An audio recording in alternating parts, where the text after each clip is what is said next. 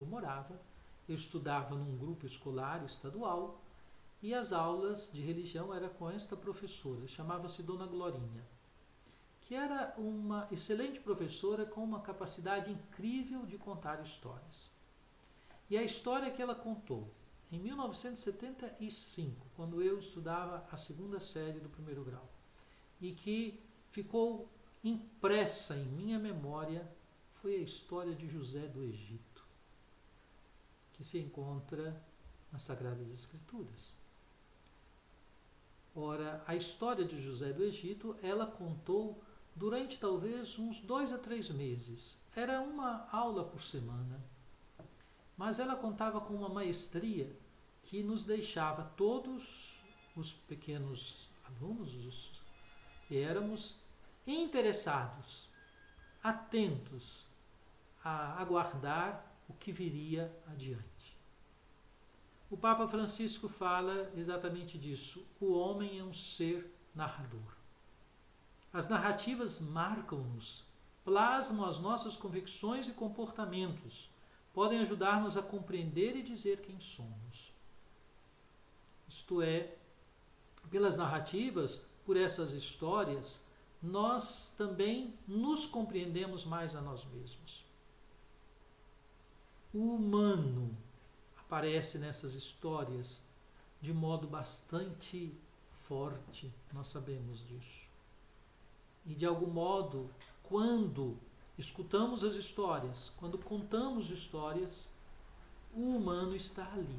Quando falo humano, estou dizendo dessa entidade maravilhosa que é o ser humano, como ser criado por Deus, chamado a fazer história, capaz de escutar histórias e contar histórias porque faz história. De tal modo que, pelas histórias, são plasmadas em nossos corações, em nossa identidade, nossas convicções e também os nossos comportamentos, que nos ajudam a compreender e a dizer quem somos. É muito interessante que hoje, com tantos outros recursos para se contar uma história, há crianças pequenas que elas assistem estas histórias, muitas delas fábulas, histórias infantis.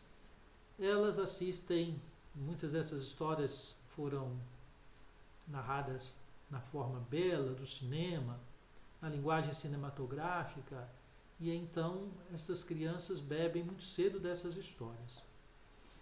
É interessante que algumas crianças, eu já encontrei isso em minha família, em outras pequenas, elas assistem um vídeo de uma história e vão assistindo muitas vezes, gostam e assistem outras vezes, de tal modo que elas assimilam tanto aquela história que elas são capazes de antecipar os diálogos que estão sendo apresentados.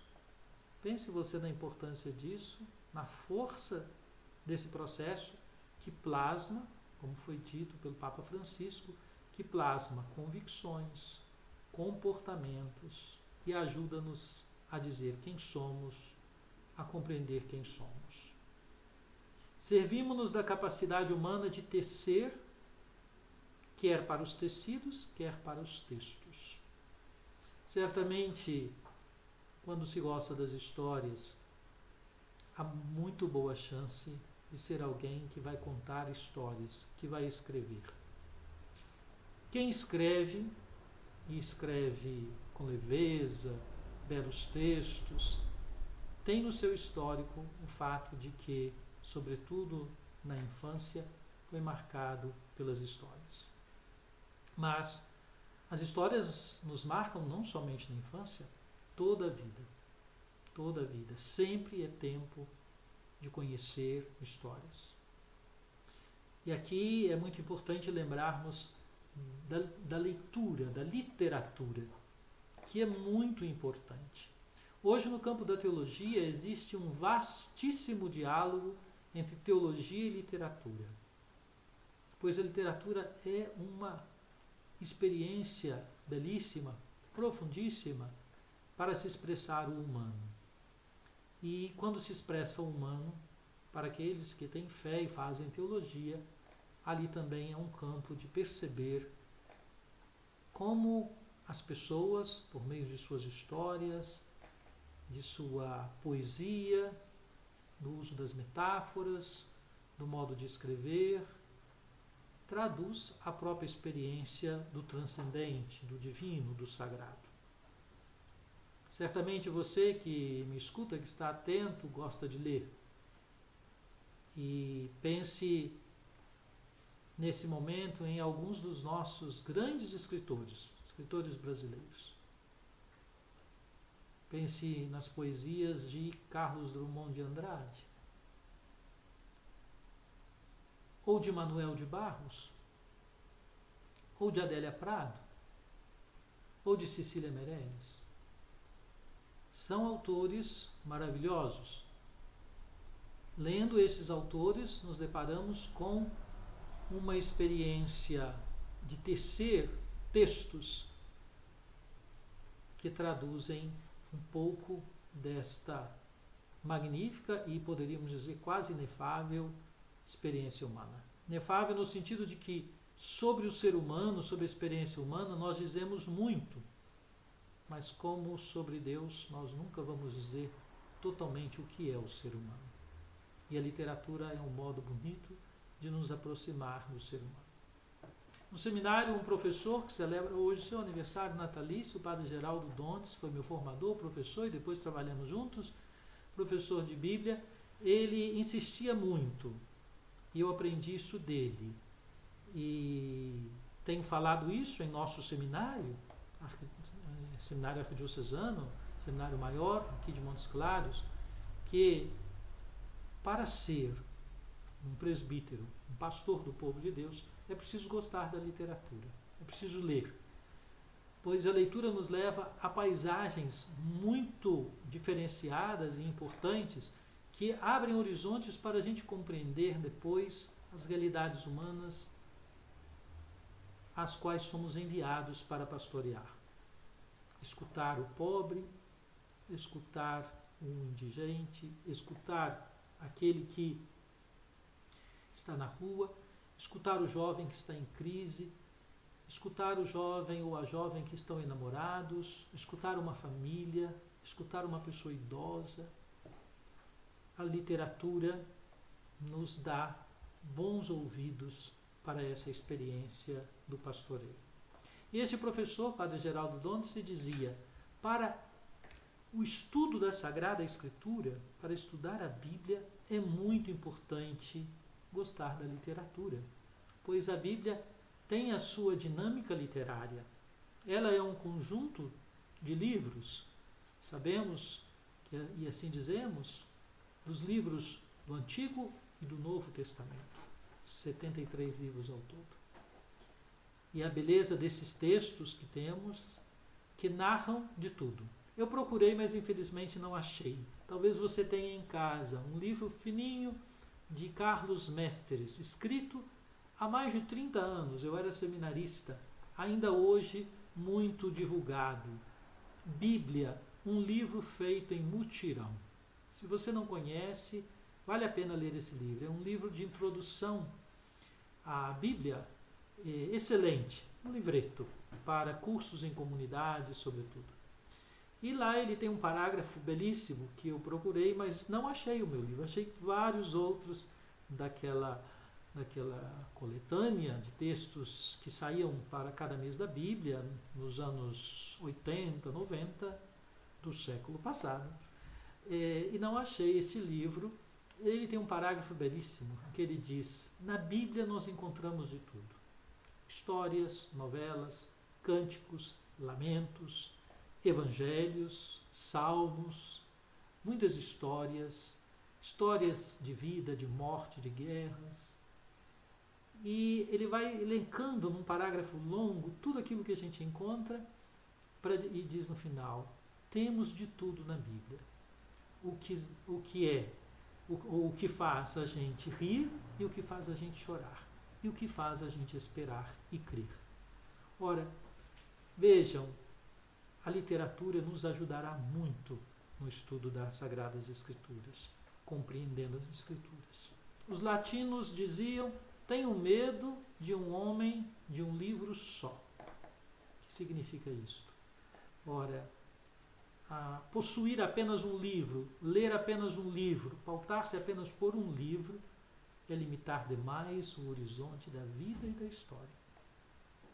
Por isso, o livro dos cristãos católicos, não é um livro, mas uma coletânea. É a Bíblia. São muitos livros impressos num só, nós sabemos. Pois bem, o Papa lembra que nem todas as histórias são boas e lembra, inclusive, que há quem se utiliza desta contação de histórias para fins instrumentais, ideológicos, menos preocupado com a formação das pessoas. De fato, nós vamos encontrar textos que, infelizmente, chegam até a fazer apologia daquilo que é contrário à vida humana, apologia da morte, apologia da violência, da destruição, contra valores da dignidade humana, contra os valores da família. Livros que, infelizmente, histórias que podem mais semear na contramão da construção da vida, da beleza da vida, do que nessa direção. Ora, nesses teares todos da comunicação, é preciso ir em busca daquelas histórias que são construtivas. E aqui está, talvez, uma primeira orientação pastoral para a pastoral da comunicação. Valorizar todas as narrativas construtivas. Valorizar todas as narrativas que trazem exemplos para ajudar, tocar o coração das pessoas, para que elas possam realizar na própria vida experiências de bondade, de solidariedade, de cuidado, de zelo pelas pessoas. Ora, nesse sentido, diz o Papa, precisamos de sabedoria para patrocinar e criar narrações belas, verdadeiras e boas. Eu acredito que esta é uma das tarefas da pastoral da comunicação. Em seguida, o Papa Francisco fala da Bíblia como a história das histórias. Lembrando que a Sagrada Escritura é uma história de histórias, e eu já fiz referência a isto. Ele diz: não nascemos perfeitos, mas necessitamos de ser constantemente tecidos e bordados, seria, não é? E a expressão no texto que tem em mãos, que é o português de Portugal, fala recamados. A vida foi nos dada como um convite a continuar a tecer a maravilha estupenda que somos. Aqui eu me lembrava da importância de que as histórias, quando falamos de textos, elas se encontram nos textos, na contação de histórias, portanto, na forma verbal, na forma oral, nos textos escritos. E nós temos hoje acesso aos textos escritos de muitos modos. Temos o e-book, por exemplo, né? Quantas dessas histórias nós as encontramos no e-book? Mas também essas histórias, muitas das vezes, elas se transformam em outras formas de arte. Quando você pensa o teatro, quantas peças teatrais, não é? Na verdade, toda peça teatral tem um roteiro, o roteiro é uma história. Muitas dessas histórias não foram escritas para o teatro, mas depois se transformaram como que roteiros, né? Vem alguém e toma aquele belo texto e transforma em uma bela peça teatral. Também a música. Há músicas, canções das mais populares, as mais eruditas, que muitas das vezes têm por trás uma narrativa, uma história. E pela música, pelo canto, pela expressão da palavra associada à música, portanto o canto, nós temos histórias que são contadas. Isso é maravilhoso. Pensar que as narrativas não estão apenas como histórias que são narradas verbalmente ou por escrito, mas elas estão na música, estão no teatro, estão também nas esculturas. Já pensaram isto? Quando você tem uma escultura, imaginemos uma escultura que tenha na sua cidade, quando você passa diante dessa escultura, esta escultura, se você presta atenção, ela vai evocar uma história. E uma história pode ser contada a partir daquela obra de arte que foi colocada ali para relembrar algum fato, algum acontecimento da história. Além disso, você tem a pintura, que também faz o mesmo. Imaginemos um quadro muitíssimo conhecido, a Santa Ceia de Leonardo da Vinci. Sabemos que tudo indica, com grande certeza, que aquela cena retratada por Leonardo da Vinci não aconteceu daquele modo, naquela posição dos discípulos, tendo Jesus ao meio, uma mesa naquele formato. No entanto, a leitura feita pelo artista, no caso pela arte da pintura, plasmou uma compreensão da ceia do Senhor. Existem outras ceias, também pintadas por outros artistas. Ou pensemos na Pietà, de Michelangelo. Uma escultura belíssima, em mármore, que está na Basílica de São Pedro. Bastante pequena, muitos ficam como que decepcionados ao ver o tamanho da Pietà. Ou como fiquei um pouco decepcionado quando vi o quadro de Mona Lisa no Museu do Louvre, em Paris. É muito pequeno, eu imaginava encontrar uma tela enorme. Ora, estas pinturas, essas artes, essas esculturas, todas têm uma história. E quando nós pensamos na iconografia cristã, o mesmo acontece. Pense você numa bela imagem de São José Operário, tendo Jesus ao seu lado, manejando algum instrumento de uma carpintaria. O que isso significa? Para uma criança, para um adolescente, para cada um de nós, mesmo para mim, adulto, bispo, quando vejo uma imagem dessa, evoca dentro de mim a cena de que José, no dom da paternidade, tendo Jesus ali ao seu lado, ele ensinou ao Filho de Deus a arte da carpintaria. Tudo isso é história. E com tudo isso se anunciam coisas maravilhosas. E com tudo isso se evangeliza. E com tudo isso você propõe valores às pessoas, para que sejam conhecidos, vividos, seguidos. Ora, a Bíblia é a grande história de amor entre Deus e a humanidade. No centro da história da Bíblia está Jesus. Lembra o Papa Francisco que, assim, o homem, de geração em geração, é chamado a contar e fixar na memória os episódios mais significativos desta história de histórias. Vejam vocês, o próprio título da mensagem desse dia, escolhido pelo Papa Francisco, tomado do livro do Êxodo, é uma referência para isso, né? Para que possas contar e fixar na memória.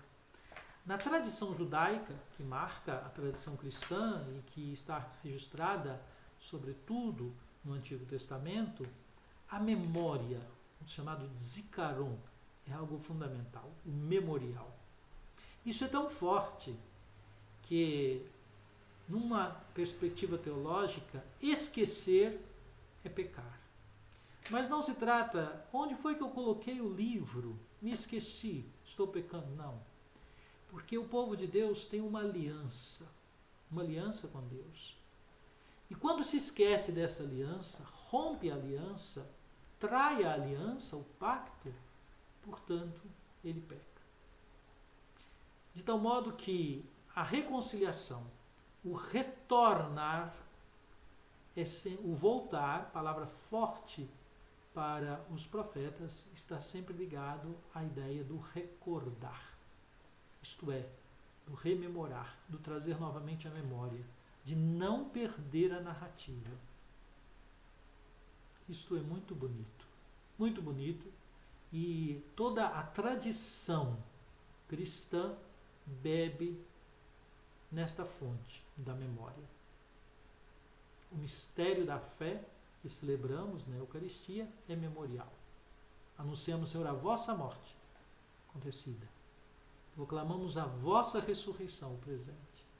e proclamamos e suplicamos: vinde, Senhor Jesus. Isto é memória. A memória, ela não é apenas uma recordação de algo do passado, mas que atualiza no presente e nos projeta para o futuro. E as narrativas são fundamentais. Sabemos que no rito da celebração pascal dos judeus, é comum que o mais novo, quando está à mesa, pergunte ao mais velho: o que estamos celebrando, né? O que estamos celebrando nesta noite? Quer dizer, vamos recordar agora de quê? Qual é a narrativa? Por que aqui estamos juntos? Então o mais velho recorda a história da libertação do seu povo. É daqui que vem, inclusive, essa expressão: para que possas contar e fixar na memória do teu filho e do filho do teu filho. Para que não se esqueça. Para que não se esqueça. O próprio Jesus falava de Deus não com discursos abstratos, mas com as parábolas, breves narrativas tiradas da vida de todos os dias. Embora estejamos falando de narrativas, de histórias, de narrações, eu não sou um bom contador de histórias. E não me sinto uma pessoa que tem o dom de encontrar histórias apropriadas na pregação da palavra. Mas eu tenho a experiência de pregar. E o que eu observo? Quando estou pregando, se eu faço referência a uma história ou a um fato acontecido, o olhar das pessoas e a atenção das pessoas muda imediatamente.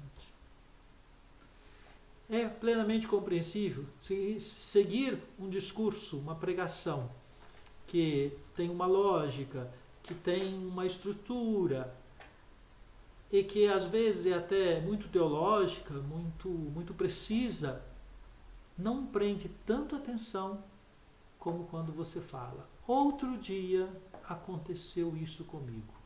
Essa é uma palavra mágica para despertar a atenção das pessoas. Por quê? Porque vem atrás dessas palavras um fato vivido. E aí entendemos a força do testemunho. Uma palavra, quando ela é narrativa, isto é, para narrar um testemunho, dizer de algo vivido, experimentado, tem uma força enorme. Especialmente dentro da nossa tradição. Eis porque na catequese, um grande risco é pensar que nós catequizamos porque ensinamos verdades da fé. Sim, a catequese também ensina verdades da fé. Mas o desafio para o catequista é como ensinar essas verdades da fé, não como enunciados que depois vão ser memorizados na sua, talvez, frieza, mas ensinar as verdades da fé a partir do testemunho, da sua vivência, das histórias que traz, da sua capacidade de interpretar, da sua capacidade de apresentar às pessoas, no caso os catequizandos, sejam crianças, sejam adolescentes, sejam adultos, sejam jovens, a convicção por meio de uma narrativa. Isso é muito interessante. O Papa fala de uma história que se renova. Usa uma expressão fortíssima. Cada história humana tem uma dignidade incancelável. Fez-me lembrar o que eu dizia outro dia, na live de sexta-feira com o Gregório, de que uma alma vale um mundo. Uma palavra de Santa Maria Eufrásia Pelletier. O Papa fala: cada história humana tem uma dignidade incancelável. Cada um tem uma história única. Não apenas nós falamos que cada um é único, que você é irrepetível, você é único na história, mas a sua história é não apenas única, não apenas irrepetível, mas também é incancelável. Não se pode mais cancelar a sua história. Nós não cancelamos os passos dados. Nós podemos até voltar lá atrás, mas aqueles que foram dados, foram dados. Nós podemos refazer o caminho, podemos trabalhar novas opções, tudo isso é possível, mas não cancelamos o vivido. Por isso a memória tem também uma dinâmica reconciliadora muito importante. Há pessoas que sofrem terrivelmente porque na sua história tem marcas muito fortes, feridas muito fortes. Reconciliar-se consigo mesmo, reconciliar-se no amor de Deus, que não cancela a sua história, mas acolhe você plenamente como é muito importante. A pastoral da comunicação precisa valorizar muito essas histórias pessoais, valorizando também os testemunhos. Nosso tempo está andando bem avançado, mas quero ainda destacar 2 pontos da carta do Papa Francisco. Me pareceu incrível a percepção do Papa quando ele escreve no item 4, uma história que se renova. Por obra do Espírito Santo, cada história, mesmo a mais esquecida, mesmo aquela que parece escrita em linhas mais tortas, pode tornar-se inspirada, pode renascer como obra-prima, tornando-se um apêndice do Evangelho. Olha que bela metáfora, que bela imagem o Papa usa. Uma história, por obra do Espírito Santo, pode tornar-se um apêndice do Evangelho. Ora, eu fiquei pensando quais são as histórias que nós conhecemos, que podemos tocar com nossas mãos, de pessoas que teriam as suas histórias como apêndice do Evangelho. Talvez seja mais fácil falar daqueles que já nos deixaram. E para quem é de Montes Claros, eu quero lembrar 3 pessoas cujas histórias eu não tenho dúvida são apêndice do Evangelho. Padre Henrique, Madre Angélica, Irmã Verla. 3 histórias. Poderíamos também lembrar e citar Dom Geraldo Magela, que foi arcebispo desta igreja. Enfim, lembro desses porque são pessoas que têm uma história belíssima, história que pode ser contada sempre a partir da beleza do que conseguiram viver, de como conseguiram traduzir o Evangelho em suas vidas. E eu arriscaria dizer que o apêndice do Evangelho é infinito. Se a Bíblia tem 73 livros, se o Novo Testamento tem 27 livros, se os Evangelhos são 4, na perspectiva do que diz o Papa Francisco, o apêndice do Evangelho é infinito. Cada pessoa pode escrever algumas páginas para estar lá, com a sua história incancelável, com a sua participação no testemunho da fé em Jesus Cristo. Isso é muito bonito.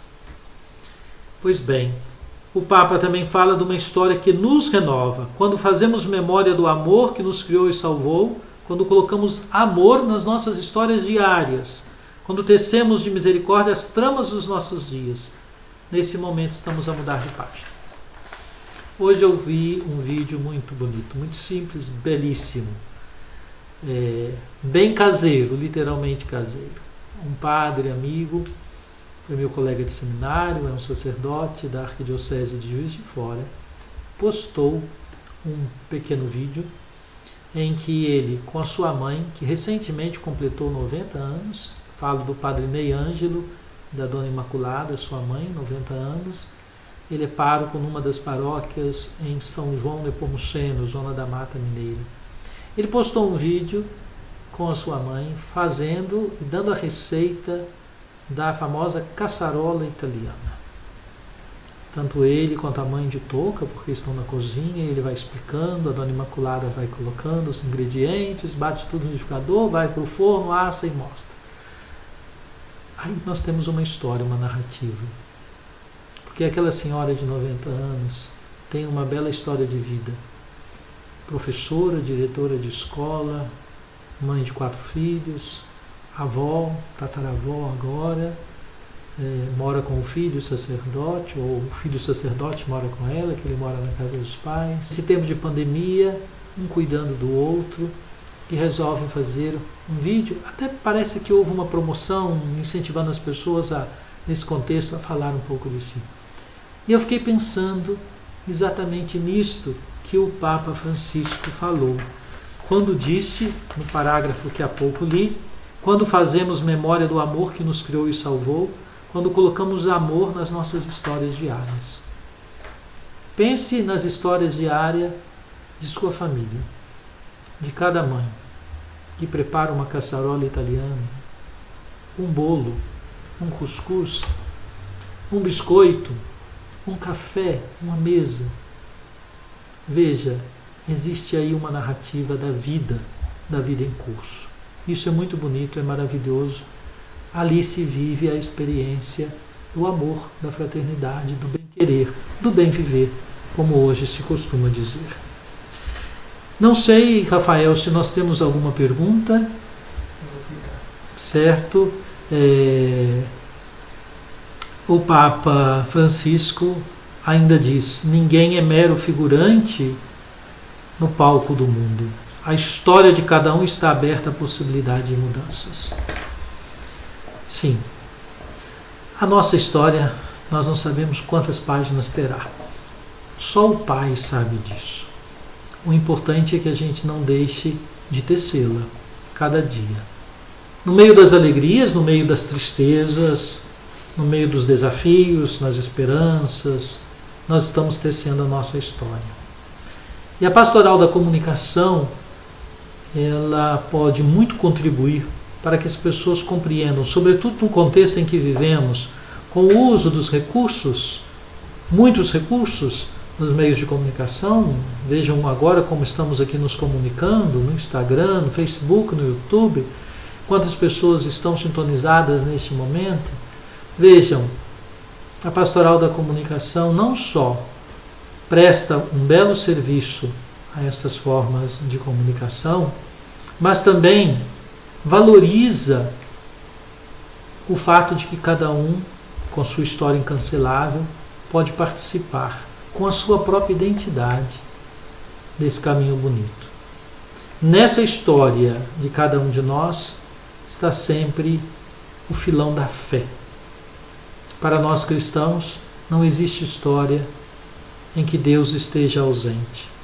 E é a presença de Deus na nossa história que nos garante que ela é também uma história de fé. E ela é vocacionada a ser um apêndice do Evangelho.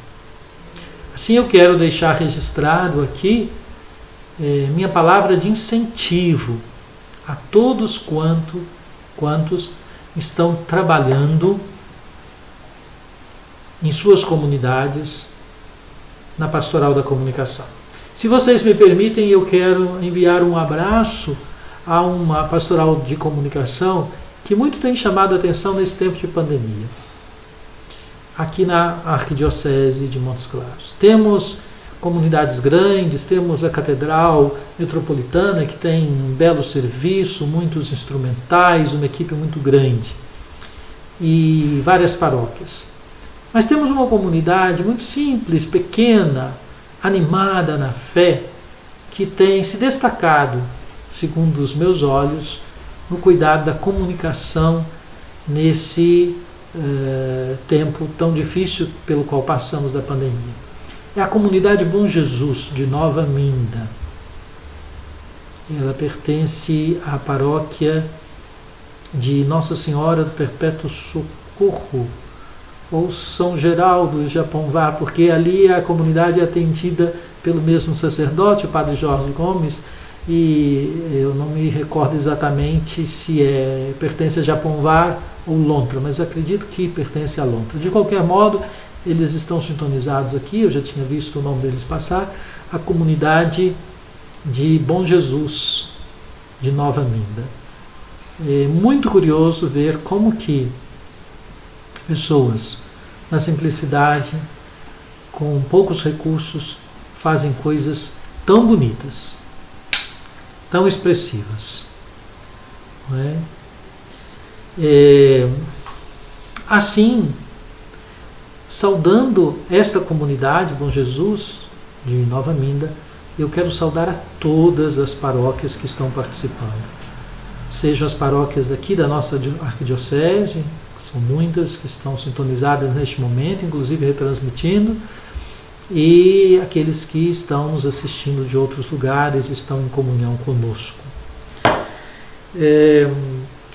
Eu ainda gostaria de dizer, já que temos um tempinho, Para você que é agente da Pastoral da Comunicação e que, atento a essa palavra do Papa Francisco, eu peço a você, descubra, é fácil, não é? Basta entrar no site do Vaticano, mas acredito que se você digitar a mensagem do Papa Francisco para o Dia Mundial das Comunicações 2020, você terá, né, em sua internet, em seu computador, em seu smartphone, o texto da mensagem, para você ler, meditar, rezar o próprio texto. É bonita a parte em que o Papa fala da oração. Ele não usa a expressão oração, mas no fundo ele está falando da oração como a narrativa que fazemos da nossa vida ao Senhor. Ele diz assim: nunca é inútil narrar a Deus nossa história, ainda que permaneça inalterada a crônica dos fatos, mudam o sentido e a perspectiva. Narrarmos-nos ao Senhor é entrar no seu olhar de amor, compassivo por nós e pelos outros. Eu entendo que essa é a oração. Orar é abrir as páginas da nossa história para que Deus olhe com amor os nossos passos, por onde andamos, como estamos vivendo. Mas eu queria dizer a você que é agente da Pastoral da Comunicação, também aos outros irmãos, que existem textos de grande importância, para além dos que eu já citei, não é? Da importância da literatura. Renovo esse recado para você: não deixe de sempre ler um bom livro de literatura. Eu faço esse exercício, devo lhe contar. Faço esse exercício. Sempre tenho tantas coisas para ler, mas sempre tenho um livro de literatura para ler. São coisas bonitas que a gente encontra. Do nosso povo, da nossa cultura, ou mesmo literatura estrangeira, que traz coisas maravilhosas. Pois bem, o livro que você não pode deixar de ter, eu vou mostrar, mas parece que ele aparece aí invertido, não é? É a Bíblia Sagrada. Não podemos pensar num agente da PASCOM que descuide da palavra de Deus, que descuide de conhecer esta palavra. Porque, no fundo, a grande comunicação que nós queremos fazer ao mundo é daquele que é o centro deste livro, Jesus Cristo. Você, agente da Pastoral da Comunicação, precisa sempre conhecer. Eu gosto de dizer aos agentes de pastoral, a todos os agentes de pastoral, participe de toda a formação que foi importante para a sua pastoral. Mas uma formação que é importante para todas as pastorais, para todos os movimentos, para todos os católicos, é a formação bíblica, é conhecer a palavra de Deus. E você, que é da PASCOM, não pode se esquecer nem descuidar-se da Bíblia Sagrada. Quero também lembrar a você que é da PASCOM que existe um diretório da comunicação na Igreja do Brasil, que é o documento 99. Este documento há de ser estudado pela comissão paroquial, pela pastoral da comunicação paroquial, da comunidade ou mesmo individualmente. É muito importante. Aqui, texto que certamente o tempo vai nos fazer aperfeiçoar, há indicações muito importantes que precisam ser conhecidas por você e que produzirão certamente um resultado muito bonito, muito fecundo para a sua comunidade. Há ainda o Guia de Implantação da Pastoral da Comunicação. Este texto, editado pelas edições da CNBB, da Comissão Episcopal para a Pastoral da Comunicação. Se você não tem, procure entrar em contato com a coordenação arquidiocesana da Pastoral da Comunicação. E ainda orientações pastorais para as mídias católicas, imprensa, rádio, TV e novas mídias. Também é um texto muito importante, é um estudo dos bispos, dando indicações sobre o modo como nós devemos e podemos usar os meios de comunicação. Pois bem, com esta live nós estamos iniciando a Semana da Comunicação na Arquidiocese de Montes Claros. Tivemos uma assembleia da Pastoral da Comunicação no dia 29 de fevereiro, poucos dias antes de entrarmos em isolamento social.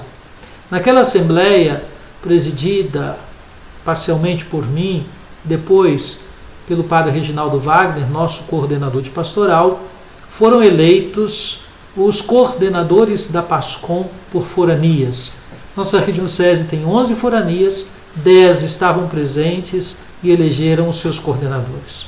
Estes 10 coordenadores encontraram entre si e foram, entre eles, tomaram a decisão, foi pedido a eles que indicassem 5 deles para a coordenação arquidiocesana da Pastoral da Comunicação. Escolhidos os 5, foram apresentados os nomes a mim, a Padre Reginaldo Wagner, a mim como arcebispo, e eu ponderei um pouco sobre cada um dos nomes ali indicados, escutei o Conselho Presbiteral, nesse tempo de pandemia não foi possível fazer de outro modo, e escolhemos então e convidamos a Carla Zuba, da paróquia São Judas Tadeu em Montes Claros, para ser a coordenadora arquidiocesana. A equipe ainda conta com a Andressa, que é da paróquia Bom Jesus de Claro dos Poções, como vice-coordenadora. E outros membros que integram a equipe, o Júnior Sá, da paróquia São Sebastião, o Brenner, São Sebastião em Montes Claros, o Brenner, da paróquia Santana de Brasília de Minas, e a Manaia, é assim que se diz o nome dela, da paróquia Nossa Senhora da Consolação, é isso? Do Sintra ou da Forania, não é? Mas eu não me recordo exatamente a paróquia dela, me perdoe. Foram ainda convidados para compor esta comissão o seminarista George Luiz, que está fazendo o seu 3º ano de teologia, e como assessor eclesiástico o padre Fernando Andrade, que é o pároco da paróquia Senhora Santana, em Brasília de Minas. Estão associados à coordenação o Rafael Neri, que tem trabalhado conosco no setor da comunicação, e, se Deus quiser, em breve, a pessoa que deverá assumir a missão de assessoria de comunicação de nossa arquidiocese, que deverá ser encaminhado nos próximos dias. Estamos aguardando o desenrolar de alguns encaminhamentos. E no domingo, então, dia 24, nós vamos celebrar a missa na Catedral Metropolitana às 16h30 para dar início oficial ao mandato desta coordenação executiva da Pastoral da Comunicação da nossa arquidiocese. Você poderá acompanhar pelos meios de comunicação, especialmente pelas mídias, e estará certamente em oração conosco. Há uma programação ainda esta semana. Nós teremos ainda a live com o Padre Fernando e o Padre Arnaldo, da Arquidiocese do Rio de Janeiro, que acontecerá na quarta-feira, dia 19. Depois teremos também uma outra no sábado, às 20h30 da noite, um show com o Padre Fernando Andrade. Depois a missa que teremos na Catedral no dia 24. Já estamos encerrando, eu quero deixar meu agradecimento, mas quero encerrar com uma oração que está no texto do Papa Francisco, dirigida a Maria. Ó Maria, mulher e mãe, vós tecestes no seio a palavra divina, vós narrastes com a vossa vida as magníficas obras de Deus. Ouvi as nossas histórias, guardai-as no vosso coração e fazei vossas também as nossas histórias, que ninguém quer escutar. Ensinai-nos a reconhecer o fio bom que guia a história. Olhai o cúmulo de nós em que se emaranhou a nossa vida, paralisando a nossa memória. Pelas vossas mãos delicadas, todos os nós podem ser desatados. Mulher do Espírito, Mãe da confiança, inspirai-nos também a nós. Ajudai-nos a construir histórias de paz, histórias de futuro, e indicai-nos o caminho para as percorrermos juntos.